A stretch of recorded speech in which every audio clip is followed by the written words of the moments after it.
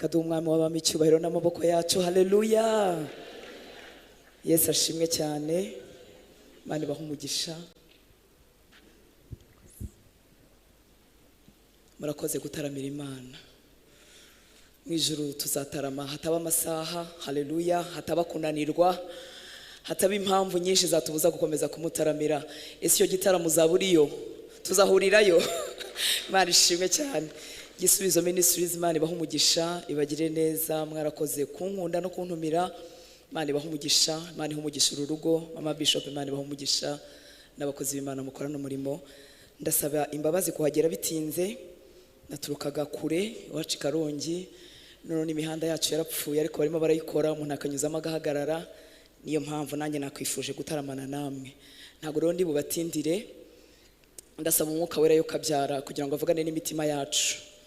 Ibyo nateguye birareba cyane cyane abadamu, ariko ijambo ry'Imana ni iry'Imana. Nizeye neza ko nawe ryavugana n'umutima wawe. Haleluya. Umwuka wera akagira icyo arikoresha mu buzima bwawe. Umwuka wera urakoze kuduha umugisha, kuduha ubuntu bwo kongera kuduha iki gitaramo. Abana bawe bakuramije, bakuririmbiye, mirimo n'ibitangaza byakoretse mu mitima y'abantu. Iki gitaramo ni icyawe. Nta mwana w'umuntu wagira icyo atumarira, ariko igituma tukuririmbira, gituma tukubyinira, no kubera urukundo wadukunze, no kubera imbabazi watugiriye. Ngwino wongere utwuzuza imbaraga zawe kugira ngo tugukorere muri iki gihe cya nyuma. Ngo Mwami Imana watanze itegeko, abagore bamamaza ubutumwa bwiza baba benshi, ndetse bahaguruka nk'ingabo. Urakoze kubwiza ingabo z'abakobwa bawe watoranyije. Urakoze kubw'abasaza bacu, urakoze kubw'abagabo bacu, urakoze kubw'abana bacu. Urakoze Mwami w'abami kubwo mugisha uhaye iki gihugu wo kugira ingabo zingana gutya. Udukoreshe igihugu gihinduke, udukoresha amahanga kumenye, udukoresha abatakuzi Mwami w'abami bamenye kuri Imana. Twuzuza impano zawe n'ubwiza bwawe n'icyubahiro cyawe n'igitinyiro cyawe, kugira ngo tuvuguruze ibyo umwanzi Satani arimo avuga, maze izina ryawe rihabwe icyubahiro. Urakoze rero kumpa ubwo buntu bwo guhagarara imbere yabo waguze amaraso. Ntaba ni njye Mwami, izina ryawe rihabwe icyubahiro. Ni mu izina ryawe Yesu dusenze, amen. Haleluya. Ndashimira umukozi w'Imana Valeri wantumiye, amubwira ko amasaha agoye nzagera hano saa 12, akambwira ngo nabwo ntacyo nzaze. Kubw'ubuntu bw'Imana rero sindi butindi. Haleluya. Basabye kuganira ku ruhare rw'umugore mu isakazabutumwa cyangwa impact y'umudamu muri gospel. Haleluya. Ibintu Umwuka wera yashyize ku mutima wanjye bisa nkaho byoroheje, bisa nkaho ari bitoya, bisa rimwe na rimwe nkaho byibagirana, ariko bifite umumaro w'igitangaza. Haleluya. Bishobora kugira impinduka zitangaje, zagira ibintu bimwe zubika mu isi, zikagira n'ibindi bintu bishyashya byaduka. Haleluya. Impinduka ya mbere nifuza kuvuga, cyangwa impact ya mbere nifuza kuvuga, ni impact abagore bahawe. Haleluya. Ku bantu bato, ku buzima buto, ku buzima bw'abana. Imana ishimwe cyane. Haleluya. Nagira ngo mbibutse ko abana bacu nta muntu n'umwe tubaburana ho. Haleluya. Tubafiteho ijambo. Ntago barinda kuduha agatuti nkaha ngo tuvuge. Nta muntu dusaba uruhushya. Muranyumva nshuti z'Imana, ni abacu bavuye mu nda zacu. Uretse abana twabyaye bavuye mu nda zacu, abandi bantu bose Imana ishyira bugufi bwacu, bashobora kuba barumuna bawe, bashobora kuba abantu urera, bashobora kuba abantu bacumbitse iwawe, cyane cyane ndavuga abakiri batoya. Abo bantu Imana yabazanye mu buzima bwawe kugira ngo nugira ikintu biba kizazana impinduka mu buzima bwabo, kandi impinduka zirambye. Haleluya. Rero buri mudamu wese, buri mukobwa wese, buri mugore wese afite agatuti, afite pulpit. Haleluya. Afite ahantu yahindurira ibintu, kandi bikazahinduka de generation en generation, bikazava mu rubyaro rumwe bikajya mu rundi. Haleluya. Mana ishimwe ko yatugize abagore. Iyo umuntu atarahura na Yesu byiza, umuntu yanga kuba umugore. Hari uwigeze kubyanga nkuko nanjye nigeze kubyanga, kajya wumva ntubishaka, uvuga ati yaba byari bikunze ko mba umugabo. Ikindi iyo tutarakira mu mitima, abagore banga abandi bagore. Haleluya. Yesu ashimwe. Kavuga ati ngewe ntago nkunda abagore kandi ubwo ari we, ariko iyo Yesu aje, Mana ishimwe cyane, akinjira mu buzima bwacu, akadukiza imibabaro yacu n'ibikomere byacu n'ibyaha byacu, dusobanukirwa agaciro twahawe, kandi ntago turimo gukompitinga n'abagabo. Turi abagore, turi ababyeyi, turi inzabya zoroshye ariko zuzurwamo n'imbaraga z'Imana. Mana ishimwe cyane, kandi Imana igakoresha izo nzabya zoroshye ibintu bigahinduka. Ndifuza kuvuga ku buzima bwa Timoteyo mu rwandiko rwa kabiri Paulo yandikiye Timoteyo. Haleluya. Igice cya mbere ndasoma umurongo wa 3 n'uwa 5 kugeza ku wa 5. Rwandiko rwa kabiri Paulo yandikiye Timoteyo, igice cya mbere umurongo wa 3 kugeza ku murongo wa 5. Ngo Imana nkorera nkurikije basogokuruza. Uyu ni Paulo uvuga, kandi nzamuramutsa ningera mu ijuru, nawe uzamuramutsa. Ngo Imana nkorera nkurikije basogokuruza, mfite umutima utancira urubanza, niyo nshimira yuko nkwibuka ubudasiba uko nsenze ku manywa na nijoro. Nibuka amarira yawe ngakumbura kukureba ngo nuzure umunezero, kuko nibutse kwizera kutaryarya. Haleluya. Nibuka kwizera kutaryarya kukurimo kwabanje kuba muri nyogokuru Royisi no muri nyoko Unique cyangwa Enisi, kandi nzi neza yuko kukurimo nawe. Mana ishimwe cyane. Uyu ni Paulo abwira umuhungu wo mu mwuka Timoteyo. Hari akantu nakunze ahangaha, yaramubwiye ngo shimira Imana iteka uko nkwibutse, nkwibuka ubudasiba kandi nkagusengera ku manywa na nijoro. Haleluya. Nasanze ikintu gishobora gutuma abantu batwibuka tutabahamagaye, batwibuka bakadusengera tutabibukije, ni urukundo dukunda Imana. Haleluya.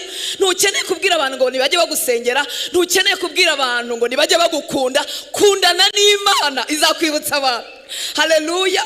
Paulo atekereza Timoteyo ngo ku manywa na nijoro, mu mibabaro ye n'imihati ye akomeza kwibuka Timoteyo. Niki kimutera kwimuka Timoteyo? Ni ukwizera kutaryarya kwari mu mutima wa Timoteyo, ni urukundo yakunze Imana rutangaje bikabya bikora ku buzima bwa Paulo. Abakuze bose, abamaze iminsi mu gakiza ndetse n'abayoboye abandi mu gakiza cyangwa mu rugendo, barabizi neza ko nta kintu gikora ku mitima yacu nko kubona umuntu ukunda Yesu cyane, nko kubona umuntu uri bakurikira Yesu, nko kubona umuntu ufite umwete wo gukorera Imana. Niba hari ikintu gikora ku mutima w'ababyeyi bo mu mwuka, ni ukubona umuntu ukunda Imana, ntushobora kumwibagirwa. Haleluya. Paulo aravuga ngo yibuka amarira ye, yibuka uburyohe n'umubano mwiza n'ishyaka ryari mu buzima bwa Timoteyo, bikamutera kutamwibagirwa no kumutekerezaho ku manywa na nijoro, kandi akamutekereza aryohewe. Ariko ibyo bintu Timoteyo yabikuye hehe? Uko kwizera kutaryarya kwavuye hehe? Mana ishimwe cyane. Kwavuye mu mukecuru. Haleluya. Utaranditse ubutumwa bwiza na bumwe, utarigeze atangiza itorero, utarigeze agira agatuti nk'aka baduhaye. Haleluya. Ariko umukecuru w'impakitinze ubuzima bw'umukobwa we. Mana ishimwe cyane. Akamutoza kwizera, akamuhuza n'umwami, akamwigisha kwihanganira imibabaro, akamwigisha kutava kuma, abitoza umukobwa we. Reka duheze icyubahiro. Haleluya. Haleluya. Dufite umurimo bagore beza b'umwami, kandi uyu murimo wacu nuko iyo tuwukoze neza usiga impact zizagera muri generation na generation. Abana bacu barakura bakajya hanze bagahura n'ibintu bitandukanye, ariko imbuto wabibye y'ubumana ntishobora kubora. Haleluya. Uyu mukecuru nta handi hanavugwa Royisi, ariko uyu mukecuru dushatse twamwitirira amatorero Timoteyo yasumbye. Haleluya. Abakijijwe kubera Timoteyo dushatse twabitirira uyu mukecuru. Uyu mukecuru yazanye impact iramba y'igihe kirekire, yatoje umukobwa we Enisi. Mana ishimwe cyane. Amwigisha kwizera kutaryarya. Paulo yarabonye aravuga ngo uko kwizera kutaryarya kwabanje kuba muri nyogokuru. Haleluya. Royisi kurangije nyogokuru guha nyoko Enisi, ngo uko kwizera kutaryarya ndahamya ko ariko kuri mu mutima wawe Timoteyo we. Reka duhe Imana icyubahiro. Haleluya. Ba mama, mureke turera abana, tubarerera Imana tubigambiriye. Tangira kumubwira iby'ubwami akiri mu nda yawe. Haleluya. Tangira gukomerera mu mwami no kuvuga turaha amagambo mazima. Umubwira uti mwana wanjye uzakorera Imana muri iyi si yuzuye ubutinganyi, muri iyi si yuzuye ibyaha, wowe uzakorera Imana. Haleluya. Ubigambirire nkana. iyi si yuzuye umwijima, Satani atumazeho abana igitondo n'umugoroba, ariko mwa bagore mwe muri ingabo z'Imana. Imana yakoresha ibikomeye hakagira urubyaro rukira. Abantu bose bagize ba nyina b'abarokore beza, apana barokore b'amagambo n'ubuzima butandukanye mu rugo, bose ubwo buzima bwakoze ku buzima bwabo. Kuki ndimo kuvuga abagore? Nuko umwanzi Satani ashatse kwica ibintu, ahera hari imbaraga, akubita umwungeri kugira ngo intama zitatane. Imana rero abwiye Abrahamu mu Itangiriro 18:19, iramubwira ngo icyatumye nkumenya ni ukugira ngo utoze urubyaro rwawe n'abo mu nzu yawe bose kubaha Imana, ubibatoze. Niwo wari umuhamagaro utangaje wari ku buzima bwa Abrahamu. Uwo muhamagaro utangaje uracyari ku buzima bw'abagabo bacu n'abasaza bacu, ariko umwanzi ntasinziriye. Bamama bari muri Kristo Yesu, muri iki gihe cya nyuma si igihe cyo gusiganira ku buzima bw'umwana wawe, ngo umugabo yakubabaje, ngo umugabo yagutaye, hanyuma ibyo bikomere niyo mibabaro uremera bigera ku mwana wawe, none uramusiganira nande? Imana ishimwe ku bwa Abrahamu dufite mu mago yacu, barimo batoza abana bacu kubaha Imana. Ariko se aho Abrahamu bahatari, ko ari twebwe benshi mu nzu z'Imana, ko ari twebwe benshi mu masengesho, ubu turabyihorera koko? Imana ishimwe ku bwa Abrahamu, haleluya. Ariko se Abrahamu aho batari? Muranyumva nshuti z'Imana? Kwizera kutaryarya kwagaragariye muri Timoteyo. Paulo yakomeje kumubwira ngo ujye uba umusirikare mwiza mwana wanjye, wihanganira imibabaro. Erega icyo gisirikare turagifatanyije. Akomeza amubwira ibintu ariko bifite itangiriro. Uyu munsi turamwita umwana wo mu mwuka wa Paulo, ariko ibintu bifite aho byatangiriye. Haleluya. Si ngombwa ngo tugire amazina azwi. Unique nimba ari Unique, nimba ari Enise ntituzi no kumuvuga. Royce nta handi hantu tumuzi, ariko yasize impact. Haleluya. Impact idashira ku buzima bw'abatoya. Hari umuntu unyumvise? Mana yacu tugire neza. Intwari nyinshi ziri muri Bibiliya zagiye ziva mu biganza cyangwa mu maboko cyangwa mu nda y'abagore batari ibyamamare, ariko basize impact. Haleluya. Impact igitangaza mu buzima bw'abana ba.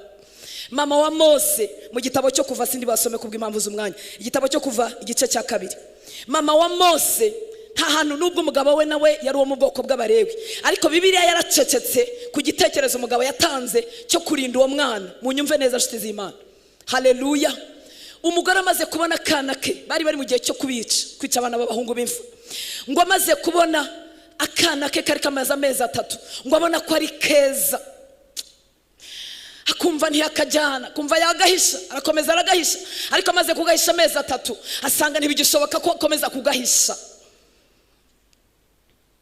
Hari ibintu wakoze biranga, ariko si igihe cyo kurekeraho. Haleluya.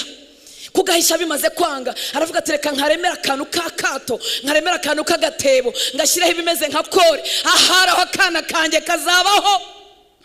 Haleluya. Arabigerageza. Yari umubyeyi watoje abana be mu buryo butangaje. Niwe wazanye igitekerezo cyo guhisha umwana, niwe wakoze igitekerezo cyo kugumushyira mu kato, amushyira ku mazi. Arangije rero atoje n'umukobwa we Miriam, aramubwira ngo nagenda arebe uko iby'uwo mwana bizamera. Uwo mwana arakomeza arareba, mushiki we arareba, ngo areba ahantu akato kari burengere. Nimureke dukora uruhare rwacu, ibyo tudashoboye Imana izabikora. Haleluya. Imana iyobora ko kato, irakayobora kagera ku mukobwa wo kwa Farawo, mukobwa w'umwami, ngo afunguye agatebo umwana ararira. Ariko ubwo mushiki wa Mose nawe wari waratojwe, nawe arimo arareba, afunduye agatebo umwana ararira. Amaze kurira, umukobwa mushiki wa Mose aramwegera, aramaze turashaka munyumvire ubwo bwenge bw'umwana. Urashaka nko kuzanira umuntu wo mu Baheburayo ushobora kurera uyu mwana. Mama wa Mose ntiyararangaye. Bakobwa beza, Imana ibaho umugisha, muri beza kandi murakoze gukorera Imana. Nyina wa Mose ntiyararangaye, n'agakobwa kere yaragatoje. Ubwo bwenge buratangaje. Urashaka nkuzana umuheburayo kazi wo kurera uyu mwana?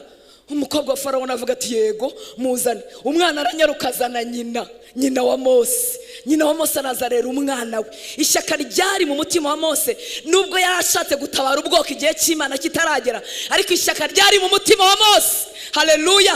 Ndahamya uko nyina yamwosaga, yaramubwiraga ati mwana wanjye turi Abaheburayo, turi ubwoko bw'Imana, dufite Imana iwacu, ntuzisanisha n'ibyo muri kino gihugu. haleluya. Ntabwo Bibiliya byanditse ariko yamwosaga amubwira kuko ishyaka n'umwete. Mose yageze hariya ngo bamutoze ubwenge bwose n'ubuhanga bwose bw'Abakarudayo, ariko ntiyigeze yibagirwa iwabo. Haleluya. Dufite agatuti tudafite umuntu tukaburanira. Muranyu bashyize z'Imana ko impacting ubuzima si ngombwa guhabwa microphone, si ngombwa kugira position runaka muri leta.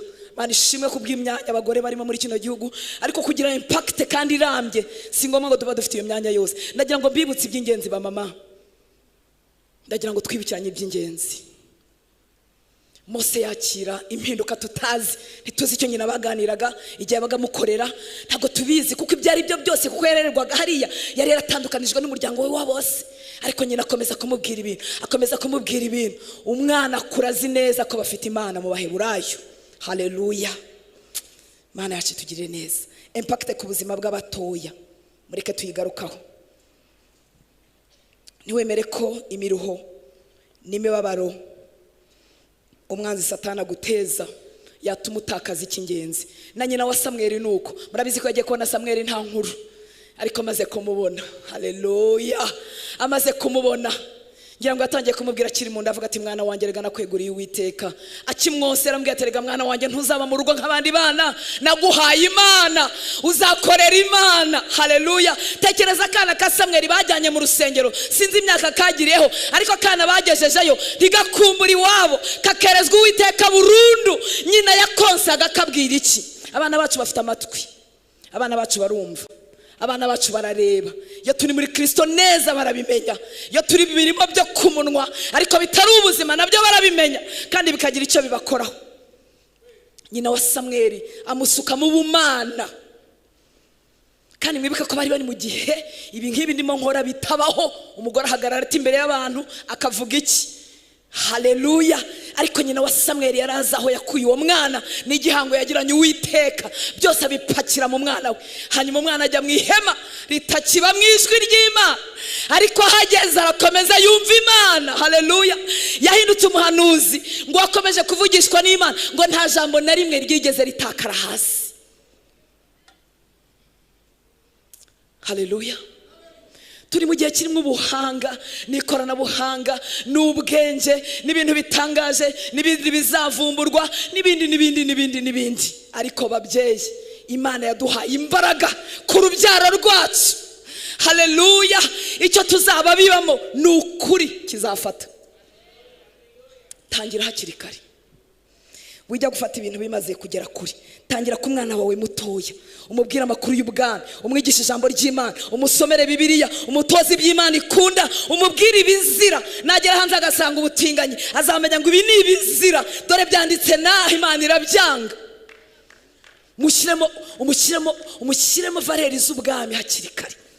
Umubwire ko kizira ko abantu baryamana batarashakana, bimubwira bimenye, kuko hanze huzuye gukohabita, abahungu n'abakobwa bakabana, byazacamo bakaza kubyofisiyaliza. Mushyiremo valeri z'ubwami hakiri kare. Haleluya.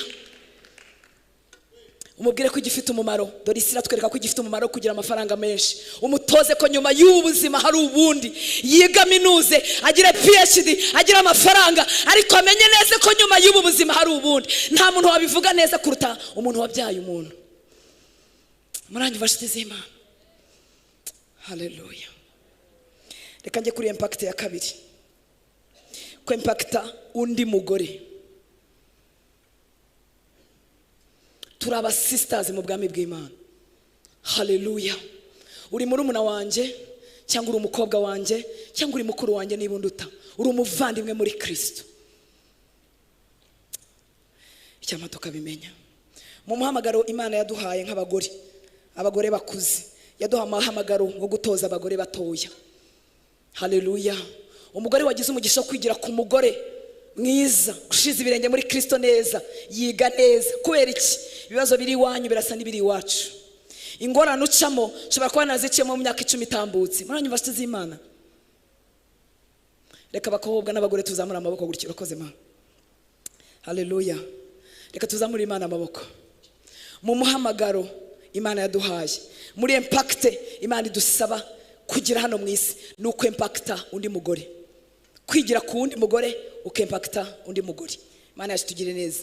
Mu rwandiko rwa Tito 2:3-5 ngo n'abakecuru nuko ubabwire bifate nk'uko bikwiriye abera, batabeshyera abandi, badatwarwa umutima n'inzoga nyinshi, bigisha ibyiza kugira ngo batoze, haleluya, batoze abagore bato, babatoze gukunda abagabo babo, babatoze gukunda abana babo, babatoze kudashayisha, babatoze kwirinda gusambana, babatoze kwita ku by'ingo zabo, babatoze kugira neza, babatoze kugandukira abagabo babo, haleluya, kugira ngo ijambo ry'Imana ridatukwa.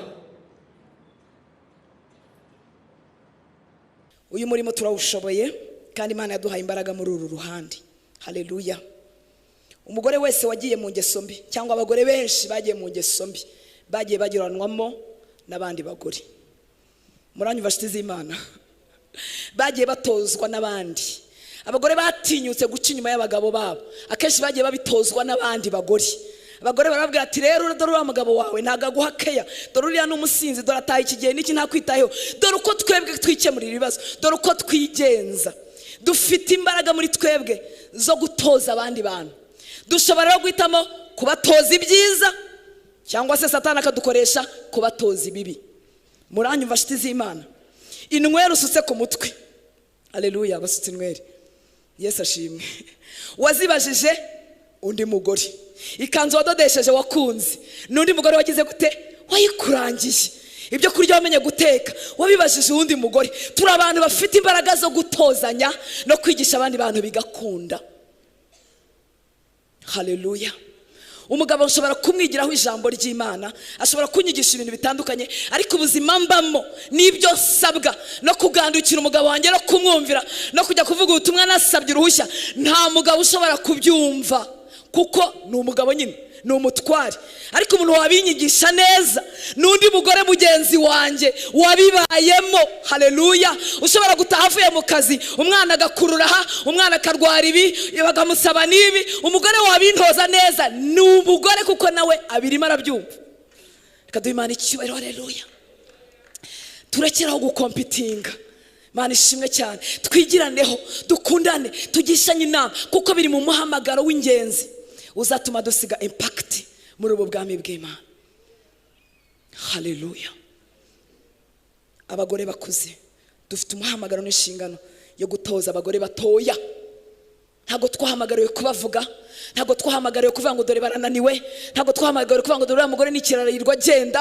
Oya, uhamagariwe kumushyira ku ruhande ukamubwira uti murumuna wanjye, nanjye nigeze guca muri ibi urimo, ariko nabyihanganiye gutya, nabyitwayemo gutya, ngwino dusenge, ngwino duhamagara Imana izakugira neza, nanjye yangiriye neza. Ninde mugore wakumva gahinda, ninde muntu wakumva gahinda ko gutinda kubyara uretse undi mugore mugenzi wawe byabayeho akabyumva cyane, haleluya. Ise wa Samweli yabwiye umugore we ati sinkurutira abana 10, sinkurutira abahungu 10, kandi koko yari umugabo mwiza, yamuhaga imigabane 2 bagiye gutura, yarakomeje aramukundwa akaza, muri matara umugabo mwiza ariko ntiyashobora kumva agahinda n'umubabaro kudakikira. Ninde wundi wakomeza umugore watinze gukikira atabibwiwe n'undi mugore, haleluya. Imana itugirire neza. Imana ishimwe ko yaduhaye abagabo, ikaduha abasaza bacu, ariko hari ibintu tutazigera twumva kimwe, kuko Imana ntiyabahaye ibise basaza bacu, haleluya. Imana ntiyabahaye ibise, Imana ntiyabahaye gutwita amezi 9, Imana ntiyabahaye kubyumva, twebwe tubyumvira aha. Aba mama, haleluya. Iyo umwana arwaye ubyumvira aha, iyo umwana akubanye ikiraro ubyumvira aha, iyo umukobwa watwaye ikinyenda ubyumvira aha, iyo umuhungu wakubanye ikiraro ubyumvira aha, kandi umuco wacu ukabishyigikira cyane, kuko umwana w'ikigoryi wese ni uwande?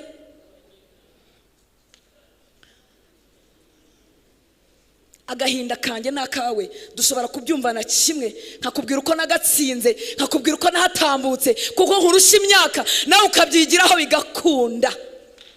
Kaduha Imana icyubahiro, haleluya, haleluya. Iyo rero wempakisa umugore mutoya, uba wempakisa umuryango wose, ntago wempakisa umugore umwe, kuko umugore azubaha umugabo we, azubaka urugo rwe, azarera abana be, ntazasenya, ntazagira divorce, uzaba ukoze ku muryango wose, kandi nawe namara gukomera azakomeza abandi. sinzi niba mwarabibonye, birababaje kandi niba uri hano si ukugira ngo ukomeretse, ko gusenya urugo birabiha, biranaryana. Ariko niba mwarabyitegereje, abantu bagize ibyago byo gusenya ingo bahita biyegeranya n'abandi nabo bazisenye. Ntabwo mbivugira gukomeretsa umuntu n'umwe, haleluya, kuko narabimenye maze gukura, numvise ibintu byinshi mu matwi yanjye, namenye neza ko umuntu ashobora gusenga, umuntu agakiranuka, umuntu akubaha, ariko urugo rukanga rugasenyuka, kuko hano ni ku isi, ntabwo ari mu ijuru. Ariko simbivugira gukomeretsa umuntu, ariko ndakubwira ko bibaho. Kubera iki? Dufite imbaraga zo kwempactingana. Iyo urugo rwawe ruri mu manegeka, iyo ruri mu manegeka ugakundana n'umudamu witunze, haleluya, ufite amafaranga ye n'amasters ye n'imodoka nziza ye, ufite ubushobozi, wanze gusuzugurwa n'umugabo ukuntu ndimo kwigirana ukora ko ariko bigenda, haleluya. Urugo rwawe rukaba ruri mu manegeka, wawe nawe yakunaniye, hari ukuntu bimeze, Imana ishimwe cyane. Hanyuma ugakomeza kuzura n'uwo mugore, agenda kwereka uburyo ntacyo bitwaye gusenya, ko ari ukwanga agasuzuguro, ko wize, ko abana bawe wabarera, bikarangira nawe rugiye burundu. Yesu ashimwe, kuko Imana yaduhaye imbaraga zo kwempakita abandi bagore. Hanyuma iyo wuzuye n'undi wihanganye, arakubwira tungera wihangane, nanjye nuko byangendekeye, kandi uyu munsi bikuriza, nanjye byigeze kundiza, ariko byararangiye, haleluya, Imana yarantabaye. Muranyumva nshuti z'Imana, dufite umurimo wo kutabyihorera, kuko abashiki bacu, barumuna bacu bararushye. Ni wowe we rero wababwira inzira yo kuruhuka, yo kwegera umwami. Imana itugirire neza, haleluya. Dufite umuhamagaro atari wo kuririmba gusa, dufite umuhamagaro atari wo kuvuga ubutumwa nk'uko ndimo mbivuga, dufite umuhamagaro atari wo kugira neza gusa nubwo nabyo tubibasha, dufite n'umuhamagaro wo kubigambirira, kwempakita abagore bagenzi bacu. Aho Imana igushyize, muri barumuna bawe, muri babyara bawe, muri baramukazi bawe, abagore batoya, abakobwa batoya Imana izana mu buzima bwawe, hari ijambo washyira mu buzima bwabo kandi rikazabyara ibintu byiza bihojejeho. Imana itugirire neza. Uhindukirire umugore, umukunde, umubwire neza, ntumuvuge. Ibimuvuga ni byinshi, nibimumanura ni byinshi, nawe wigerekaho kumumanura. Mubwira uti uri mwiza, mubwira uti ufite imbaraga z'ubumana, mubwira uti Yesu. Kadugira abantu bazi kuvuga kandi bakunda kuvuga, ntabwo yari yibeshye. Yesu azuka agahera ku mugore, yarangiza akamutuma, ntabwo yari yibeshye. Yarazi ko nabanza kwereka ba Petero batari bubivuge neza, ahera kuri twebwe, yahaye imbaraga zo kubivuga neza. Reka tumuhe icyubahiro Yesu, haleluya. Buri mugore wese numuvuga butumwa, buri mugore wese yagurana amakuru yo muri quartier, agashyiramo amakuru ya Bibiliya, agashyiramo amakuru y'ubwami, agashyiramo amakuru y'Imana, hanagura amarira, bigakunda, haleluya. Uko dufite imbaraga zo kurangirana aho bisukisha, kurangirana aho badodesha, kurangirana aho twakuye abakozi, kurangirana amazi adahenda, uko dufite imbaraga zo kurangirana, niko dufite n'imbaraga zo gutungira abantu. Umwami ugira neza, umwami wuzuye imbabazi. Cyama mukanyumva we, uyu mugoroba tukaguranisha amakuru atambuka mu kanwa kacu, tukarekeraho kuvuga abantu, tukarekeraho kuvuga ibidakiza, kuko dufite ubutumwa bukiza, buhindura umunyabyaha, buhindura indaya igahinduka umuvuga butumwa, buhindura uwihebye agahabwa ibyiringiro. Ubwo butumwa turabufite. Murebe ingabo z'abadamu n'abakobwa zuzuye hano hano. Mwibuke bene wacu batarakizwa, mwibuke agahinda kuzuye muri uyu mujyi, muri iki gihugu cyiza, n'abantu bafite ubwihebe bwo kutamenya Imana. Mazu meza ntatanga ibyiringiro, imihanda myiza ntitanga ibyiringiro, gutaha muri etaje ntibizana amahoro, cyakora biraryoha. Kwitahamo ni byiza, bisa neza iyo urimo urira esikariye, ukicara kuri bariko hejuru, kugenda mu modoka nziza biraryoha, ariko ntibikiza umutima, ntibigerayo ntibigerayo. Dufite ubutumwa bushobora gukiza abantu, dufite ubutumwa bushobora gukiza abihebye, tutarinze kujya kuri microphone, tutagiye kuri YouTube. Ushobora kwicarana n'umudamu, ushobora kwicarana n'umuntu ukabimubwira neza. Yohana 20:15 kugeza kuri 18, ngo Yesu aramubaza ati, mugore urarizwa n'iki? Urashaka nde? yibwira ko ari umurinzi w'agashyamba. Aramubwira ati mutware, niba ari wowe umujyanye ahandi mbwira aho umushyize nanjye mukureyo. Yesu aramubwira ati Mariya, amuhamagara mu izina. Kandi ntiyamusanze avuga turazerera ugira gute, yari yitaye no ku marira ye. Umwami wacu yita ku marira yacu. Haleluya. Yita ku mibabaro yacu, yiteguye kuyidukiza. Ngo aguhe inkuru nshyashya mu kanwa kawe. Uzagenda ubabwira ngo yarampojeje, uzagenda ubabwira ngo yarantabaye, uzagenda ubabwira ngo yampaye amahoro, uzagenda ubabwira ngo yampaye imbaraga, yarankomeje. Yaramaze ngo mugororarizwa n'iki. Mariya arabimubwira atanamumenye. Aranje amuhamagara mu izina. Azi izina ryawe ntagakwitiranya n'undi. Arabizi ko nitwa Rutanse, arabizi ko yitwa Jane, arabizi ko yitwa Jacqueline. Arakuzi mu izina kandi ntagakwitiranya n'undi. Ntabwo Yesu abaza amakuru y'amarira kugira ngo bigarukiraho. Abaza amakuru y'amarira kugira ngo agukize ikikuriza. Ninde wundi bakobwa beza wadukiza imvune zo mu mutima? Ninde wagukiza imibabaro n'imiruho yakugeze mu bwana bwawe utigeze ugira abubwira, utigeze ubasha kuvuga? Ninde wayigukiza? Ninde wagukiza? Murabona ikinyarwanda ni cyiza, kigira ubupfura kandi kirakabyara. Haleluya. Ninde wagukiza ibintu ukenyereraho udashaka ko bene banyu bamenya? Ninde wagukiza amarira ugendana? Ninde wagukiza umuruho mu bwana? Ninde wagukiza kuba wenda waragize ibyago byo gufatwa ku ngufu? Ninde wagukiza kuba warafashwe ku ngufu na nyokorome cyangwa na so, ibintu bitavugika? Ninde wundi wabigukiza? Ninde wageraho ngaho? Ninde wagukiza ko wasanze wabonye umugabo wawe n'amaso aryamana n'undi muntu? Ninde wagukiza kumenya ko umugabo yabyaye hanze utabasha kubibwira bene wanyu? Ninde wagukiza iyo miruho? Ninde wagera ibwina mu ndiba y'umutima wawe utari Yesu? Ariko Yesu agerayo akaguhamagara mu izina akubaza turarizwa n'iki mwana wanjye? Ahubwo ati mfite imbaraga zomora, mfite imbaraga zikiza, mfite imbaraga ziruhura, mfite imbaraga zitabara. Ntabwo adusaba kwigirisha, ahubwo yinjira mu mitima yacu akahakiza, akaguha amahoro y'ukuri. N'ibitwenge bitisekesha, n'ibitwenge bitari ikinyarwanda, ahubwo ibitwenge bivuye mu ijuru. Amahoro y'ukuri atari ayo kwigirisha. Ninde wundi wagera ibwina utari umwami w'abantu? Niyo mpamvu Mariya atamuvaga inyuma, kuko yari yaramukijije, yari yamusubije agaciro. Haleluya. Yari yaramwemereye kugendana nawe, atarakwiriye kugendana nawe ukurikije amateka ye. Nawe aravuga ati uyu mwami sinzamuva inyuma. Aragenda no ku gituro. Ngo Yesu aramubwira ati Mariya. Arahindukira mwitaba mu Ruheburayo ati Rabuni, risobanurwa ngo databuja. Yesu aramubwira ati ntunkoreho ko ntarazamuka ngo njye kwa data, ahubwo jya kubwira bene data yuko nzamutse ngiye kwa data ari we so. Biryo hishurirwa Mariya yakiriye. Haleluya. Mureke dushake Yesu. Niwe badasaba appointment, niwe bidasaba ko ufite standard runaka y'ubuzima. Ayiwe, mureke dushake Yesu. Niwe utadusubiza inyuma. Niwe utakubwira ati harya wize amashuri angahe? Niwe utakubwira ati harya utunze iki? Niwe utakubwira ati harya utuye mu karitsiye? Niwe utakubaza ngo harya uri mwene ndi? Niwe utakubaza ngo harya ko wabyishe byinshi ufite n'amayesheke n'ubuhamya bwanduye uje kugira gute? Niwe utwiyegereza tumeze dutyo, bigipfuye bigicuramye akabicurikurayo kabya. Uyu mwami twamuvuga tukajya hehe? Haleluya. Yesu aramubwira ati ntunkoreho kuko ntarazamuka ngo njye kwa data, ahubwo jya kubwira bene data yuko nzamutse ngiye kwa data ari we so, kandi ku mana yanjye ariyo mana yanyu. Mariya Madalena aragenda, ngira ndagira ngo mve kano kantu. Aragenda abarira, kubara inkuru murabizi, azivuga neza. Aragenda abarira bigishwa inkuru zuzuye. Ariko Yesu ni mwiza we.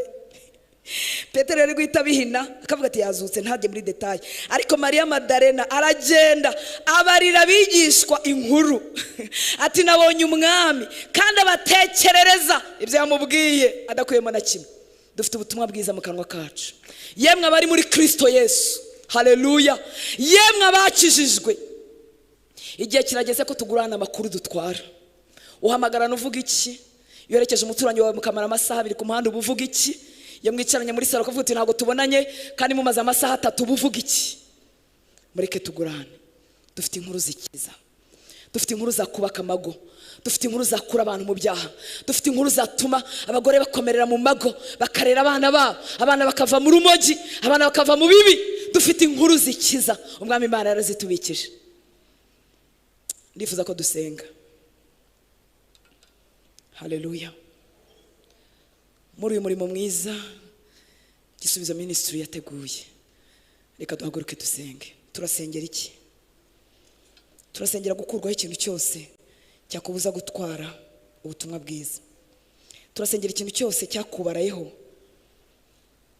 kikakwambura imbaraga n'ubushizi bw'amanga, iteka ukajya wumva mu bahamagarwa wowe utarimo. Ikintu cyakwambuye ijambo, haba mu rugo rwawe, haba mu muryango wawe, ikintu gituma wumva udakwiriye, yaba ibyakubayeho kuva mu butoya, yaba ibikubayeho umaze gukura. Ibyo ni ibikorwa bya Satani, ariko Umwami Imana aragushaka kuko yakubikiyemo imbaraga. Yiteguye gukorana nawe, yiteguye kugukiza. Bidutera complexe ni byinshi. Ushobora gushakana n'umuntu yarize wowe utarize, ukajya ubura naho uhera. Ushobora gutura mu nzu nziza irimo amafaranga, wowe utayafiteho access, ukajya ubura aho uhera. Abantu bakakubaza ati se kudakontribuwa, ko mwari murimo gukora umurimo mwiza, ko bakubona wambaye neza, bakabona urasa neza, ariko bategeza kutanga contribution, bakabona ntayo ufite. Tuye mu rugo rwiza ariko ntufite access ku butunzi bwo muri urwo rugo.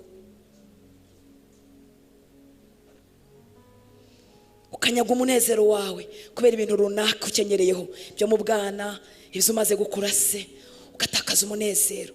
Abantu bakajya bagira ngo uri umunyamushiha, ariko utari umunyamushiha, ahubwo nuko umuntu wabamwe imbere yapfuye. Yesu afite imbaraga zo kudukiza, afite imbaraga zo kutugirira neza. Kubera gucecekeshwa cyane ugatinya gukoresha impano zawe, ugahora wibaza baravuga iki, barareba gute, ese uhora witunganya bitarangira. Kubera gucecekeshwa no gutsikamirwa, ugahora wumva utaboneye, wajya kuvuga ugafata ku munwa kubera amagambo runaka waba warabwiwe. Mwibuka ko turi abantu baryoherwa no kubwirwa ibyiza, ariko isi yuzuye amagambo mabi, isi yuzuye kuvuga ibibi.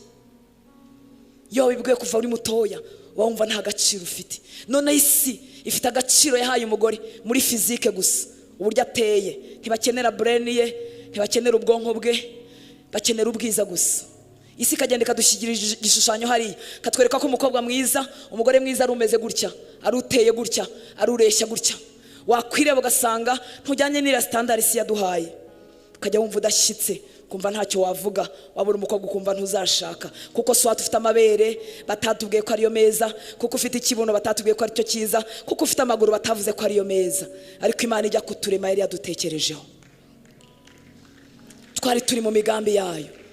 Nta manuka yabaye mu iremwa ryawe, nta manuka yabaye mu ibumbwa ryawe ngo noneho Imana ngo isinzire, ngo icikwe, ngo ubuteye gutya na gutya. Byose biri mu mugambi w'Imana. Agaciro k'umuntu gahera imbere, ntago gahera mu miterere yuko ateye n'amafaranga. Agaciro gahera imbere. Iyo Umwami yakaguhaye, ibi byose bitakaza agaciro. Ubifite cyangwa utabifite, uba wumva ukomeye, uba wumva uri umwana w'Umwami w'abantu. Muribuka ko turi ibiremwa bikunda gukundwa, bikunda affection. Ni byiza turagakundwa, Imana yakaduha abadukunda. Ariko reka nkubwire, igihe cyose Yesu ataruzuza iyo tanka y'urukundo, igihe cyose Yesu ataruzura mu mutima wawe, uzahora wanduranya, uzahora wumva umugabo atagukunda bihagije, hore wumva abantu barakwibagiye. Ariko Yesu arahari kugira ngo yuzuze urukundo mu mutima wawe, akubwira ko agukunda, akubwira ko uri uw'agaciro, akubwira ko yaguciye mu kiganza cye nk'imanzi. Ubuzima bwawe buri imbere y'iteka, arahari kugira ngo akunamure, arahari kugira ngo akwemeje. Reka tumusaba agende muri iyi sare, tumusaba agende muri uru rusengero. Nta muntu w'inguza murongo uhari, twese amaso y'Imana turiho, maboko y'Imana aratuzengurutse, Mwuka Wera ari kumwe natwe kugira ngo atugirire neza. Yesu yinjiye mu isinagogi, asanga umugore uhetamye imyaka 18. Njya nibwira ko uwo mugore yari nk'umukecuru, kuko umuntu wari umaze imyaka 18 ahetamye biragaragara ko yari mukuru ibyo ari byo byose, cyangwa se yari umudamu ukuze. Ariko Yesu ahageze, barimo bamubwira ati ibintu byo gukiza ku isabato rero ubyitondere. Ariko Yesu mu mbabazi ze nkiza arimo akurebana uyu munsi, erega ntiyaguhagurutsa ngo agutumure igisenzegere, arifuza kukuvura, arifuza kugukiza ahereye imbere, ukagenda wemye. Asanga uwo mugore ahetamye imyaka 18. Abakuru b'isinagogi bari barabimenyereye ajya gutura yunamye. niko ibibazo by'abo bantu babimenyereye. Rimwe bifite na etikete usa nabyo, iyo uje baravuga ati ni wa wundi nayo, ariko umwami w'abami suko ameze, yuzuye imbabazi no kugira neza. Barimo bamugisha impaka zuko atakwiriye gukiza ku isabato, aravuga ati uyu mukobwa wa Abrahamu ntibikwiriye kurenza n'umunsi umwe adakiza. Uyu ni wo munsi wo gukira, uyu ni wo munsi wo kwemeshwa. Ni koko turagira uruhare mu ivugabutumwa, ni koko turagira uruhare mu isakazabutumwa, ariko umwami wacu nifuza kudutuma turi bakajorite. Arifuza kugukiza imvune zo mu mutima, arifuza kwemesha ubuzima bwawe, arifuza kuguha agaciro aho wagatakaje. N'imibiri yacu ntayisiga, arabizi ko yaturemye mu buryo butangaje. Njya numva kira cyanditswe cyo muri Zaburi 139 kireba abagore by'umwihariko. Yaturemye mu buryo butangaje kandi buteye ubwoba. Umuntu ucibwamo n'undi muntu, hakongera agacamo undi, akageza abana 5 6, akongera akeguka akagenda. Umuntu bakamubaga kuri sezariyane ya mbere, bakamuyaga bagakoya kabiri, bakamubaga n'ibindi ntazi yarwaye, bakongera bakamubaga, akongera akema akagenda.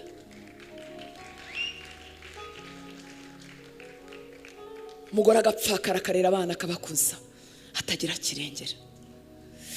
Umugore akaba atariza agacuruza agataro akarera abana bakajya mu ishuri.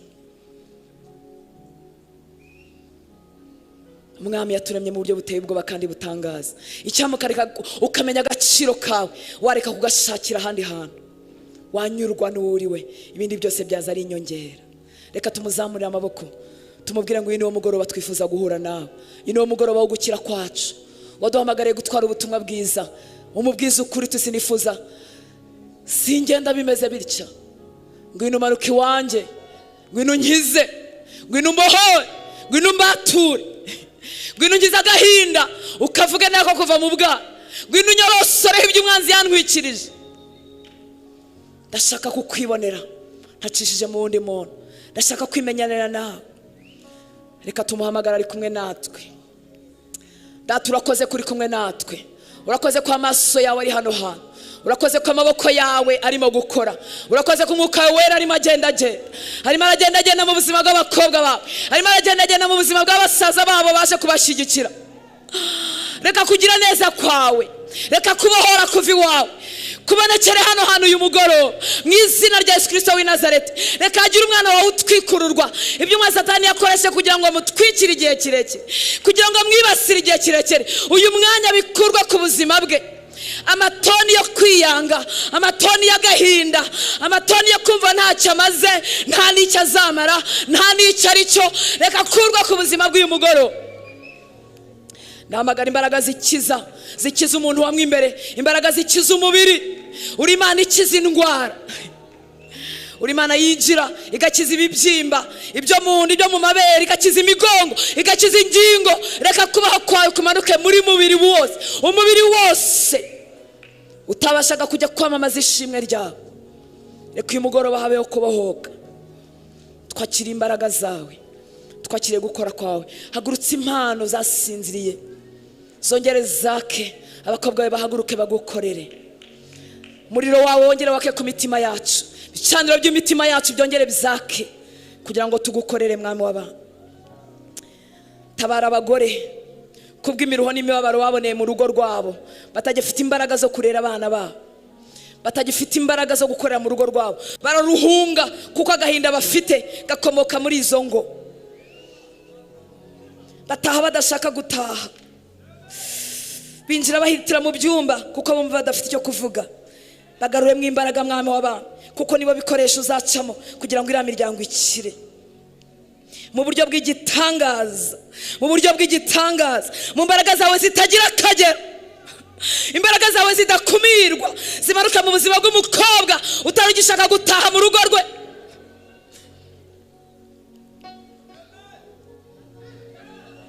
Mukoresha urugo rwe rukire mwami w'abana. Ndavuga umuzuko kuri uriya rugo, ndavuga umuzuko ku mubano w'umugore n'umugabo, ndavuga umuzuko no kugarurirwa abana, no kugarurirwa urubyaro. Urakoze mwami, urakoze mwami. Hari ba Timoteyo bagomba kuvukira mu mago yacu. Reka ababyeyi niba bafite imbaraga zo kubaha ijambo, kuko iyo binjira barira, binjira bashobewe, ntibazi icyo baheraho n'icyo bakurikizaho. ariko uri Imana y'amahirwe ya kenshi, uri Imana idatinya ibyanutse, uri Imana idatinya ibyaboze, uri Imana ihamagara ikuye mu rupfu. Ndavuga kubaho kuri uyu muryango, ndavuga ubuzima. Urakoze Mwami ko tuzongera gutarama dufite amashimwe n'ubuhamya bw'ibyo wadukoreye. Tuguhaye icyubahiro, tugushyize hejuru, wuzuye imbabazi no kugira neza. Imana ibahe umugisha, ibagirire neza.